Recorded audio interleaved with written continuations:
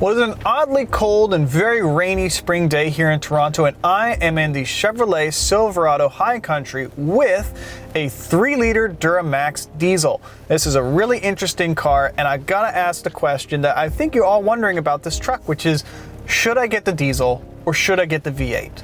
Well, let's slot it into drive, which is on the column, which I like. Press the electronic parking brake, and let's answer that question. Little Cliff's Notes here. So obviously this is a Chevy Silverado. Everyone's heard of it, everyone knows of it. You've probably already driven a few of these, they're everywhere. This is a 4x4 crew cab short bed example, which is what I think most people are really buying these days. As I said, this is the High Country, this is fully loaded, and before you ask, yes, this one costs an incredible $81,828 as tested. This is a pricey ride. There's really nothing left you could put on a Silverado. This has everything. But the real question is that 3-liter diesel up front. This is the third one I've driven now. I've been fortunate enough to drive it in a Sierra, in a Cadillac Escalade of all things, and now here in the Silverado. Ford, Dodge, and Chevrolet all will sell you a 3-liter turbo diesel in a half-ton pickup truck, which is great. But here's how they all stack up. So basically, the other two offerings from Ford and Dodge are V6s. Chevrolet is an inline 6. I prefer the inline 6 layout. I think it sounds better. I think it affords you easier maintenance. You just have fewer camshafts and timing chains flying around. It's a simpler design, and I just like it. I like an inline 6. So it's partly factual, partly opinion, but I do prefer the inline layout of these versus the V6 layout of the Ford 3-liter Power Stroke and the VM Motori V6 found in the Ram. In terms of power, they're all pretty close, but the Ford is definitely a cut below the others. So the base engine in the Silverado is a 2.7-liter V6 that makes 310 horsepower and 348 pound-feet of torque. Up from there, you have a 5.3-liter V8. Now that makes 355 horsepower and 383 pound-feet of torque. Then you have the top dog of the gasoline engines, which is the big 6.2-liter V8. That makes 420 horsepower and 460 pound-feet of torque. What we have is the 3-liter inline 6 turbo diesel. It makes 277 horsepower, which is actually less than even the base V6, but it makes 460 pound-feet of torque, which is the exact same as that big 6.2-liter V8. Peak horsepower comes in at 3,750 RPM, and peak torque is way down low at just 1,500 RPM. It's a very meaty and usable power band. Now, from the competition, the Ram EcoDiesel makes 260 horsepower, which is less, but it does make more torque at 480. So take your pick. The Duramax 3-liter does swamp the Ford Power Stroke in both horsepower and torque. The Ford unit makes 250 horsepower and 440 pound-feet of torque. Now, in terms of fuel economy, the two V8s get almost identical fuel mileage. Both get 16 city, but one gets 22 miles per gallon highway and the bigger one gets 21 miles per gallon highway. In 4x4 trim, the diesel is rated at 22 city, 26 highway. This is all in miles per gallon. Compared to its Ford and Dodge competition, all three of these 3-liter turbo diesels are very close in mileage. Ram has a very slight advantage for best highway, Chevy has a slight advantage for best city mileage, but really, you're not going to decide between these three based on fuel mileage alone. Trust me, they are very, very close. Nor are you probably going to do it based on power. And if you're wondering about towing capacity, this one, as equipped as you see it, 9,100 pounds, which is a lot for a half-ton. In full disclosure, I have not driven the Ford Power Stroke. I've looked up the numbers for it. I have driven the Ram one. I've even towed with the Ram one. I've driven 3 of these Chevrolets. They're so close on power and fuel economy. If you want a diesel pickup, you're buying it based on the truck and not the engine. All 3 of those engines are so close that none of them are really a reason to buy one or the other or to avoid one for the other.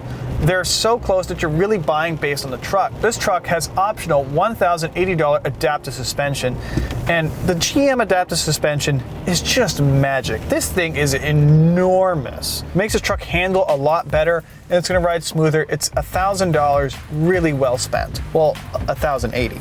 It's amazing what the suspension and this really good steering can do to make this a manageable vehicle to drive in the city. I live in downtown Toronto.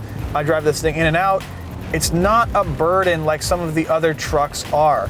Visibility is poor because it's so enormous, and it basically requires a parking space and a half to put it somewhere. That comes with the territory of it being so large. But just in general, for a large vehicle, it has very, very good city manners, and I really do like it. For $2,730, you can buy the Performance Upgrade, which includes a cold air intake, which whatever, but it also includes a catback exhaust, which is kind of cool. Now, $2,700 is a lot for a catback exhaust, but consider that it's a catback with a warranty, and if you're leasing one of these, that's not going to void your warranty like an aftermarket catback would. So interesting little thing to consider if you are going to modify your truck's exhaust anyways. I would really like to hear one and see what it sounds like. I think it's still a single exhaust, but kind of a cool upgrade. Fun, good for you, Chevy. Other options are less shocking. We have $180 for the black bow tie emblem up front, which, you know, take it or leave it.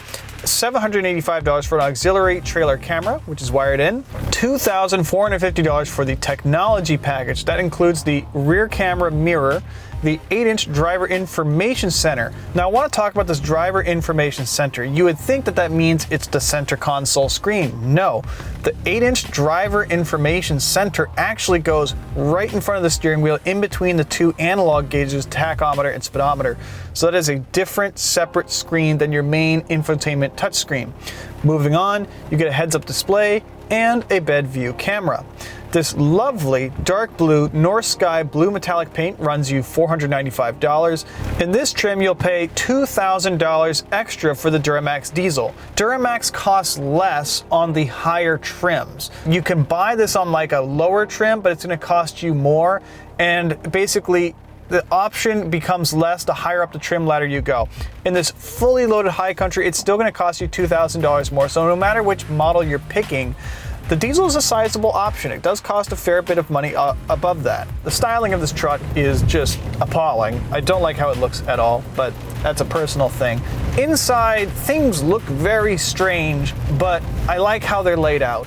I have big knobs for my climate, big knobs for my audio controls. I have hard buttons, redundant hard buttons for the touchscreen controls. It's very functional. I think it looks kind of strange in here, but I have no problem at all with how it functions. I love the 360 view camera. It really does help you park this enormous truck. I couldn't live without it in something this big. I do need that 360 view camera, and this one works great. I have no problem with it. The touchscreen is looking a little small, considering it is in a dashboard the size of Oklahoma. It does look a little lost. It's an 8-inch screen, which is fine, but I want a little more acreage on my touchscreen in something this big. It's got to suit the dashboard. Also, this thing is so big that like reaching the top corner of the touchscreen is like a long way from me. It's far, and it's not easy, really. That said, I love all the toggles. Everything is super clearly laid out. I like the interior layout of this thing, and I like how it drives. $1,425 for the folding bed cover, which I don't particularly like. I was trying to move a mattress with this truck, and that final fold of the bed cover takes up a lot of space. I couldn't get a mattress in here, and it's not easy to take the cover out without tools. I'm just not a fan of it. I would save your money from the official GM tri-fold bed cover, or just get a roll top one. Roll top ones are great. I enjoy those. So in terms of spec, you can buy the long bed only with the single cab, and you can buy the short bed only with the crew cab. That's what we have, by the way. But you can buy the standard bed with the double cab or the crew cab. Confused? Good. For the sake of comparison, I'm only talking about the crew cab, four-wheel drive, short bed configuration, and that starts out at $40,443 on the Chevrolet website. There are 8 trim levels to choose, 8 of them, and that goes from like a very basic WT work truck all the way up to what we have here, which is the fully loaded luxury Silverado. This is the high country, by the way. In those 8 trims, every single trim lets you pick between 2 and 4 different engine options. So there's a whole lot of variants you can have. You could have the base trim with the diesel. You could have the high trim with the small V8. There's a ton of different order specs you could have, so you really can have it whichever way you want. It's a very open spec sheet, if you will. Now, how does this diesel compare to the V8? I love the 6.2 V8. It sounds good. It makes great power. It does slurp down a fair amount of fuel, but it really gets admirable fuel economy considering it's a 6.2 liter V8. This is noticeably not as fast as the V8. So if you're thinking it's a big diesel, it's gonna have all this torque, they're not on parity in terms of acceleration. I don't know if that's why you're buying a truck. This is a different kind of power. This makes peak torque at 1500 RPM and peak power is at 3750. By 4000, it's all over. So it doesn't really wind out like a gas engine does, but that's okay. The diesel option is available on most of the 8 trims that the Silverado comes in. Down at the lower end, it costs more money, $3,500 or so. On the top trim like this, you're gonna pay $2,000 extra, so it's a chunk of money, but it does depend which version you are adding it onto. Is it worth it? I would say the answer is yes if you are gonna be towing frequently and if fuel economy is a big thing for you. If you're spending a lot of time on the highway, you're really gonna get the best out of this diesel because it gets better mileage than the V8 in the city. Not a crazy amount, but it is better fuel mileage in the city. It gets a lot better on the highway. In fact, with certain two-wheel drive versions, people have been right on the edge of 30 miles per gallon in these, which is amazing on the highway. You won't get that with a four-wheel drive like we have, but the point is that you're getting great highway mileage. And if you're buying this truck to do a ton of highway driving, the diesel might be worth it. So all in all, the 3-liter Duramax makes a really strong case for itself depending on your usage of this Silverado. For Driving.ca, I'm Clayton Seams, and for more pickup truck reviews and information, don't forget to follow us online on Instagram and Twitter.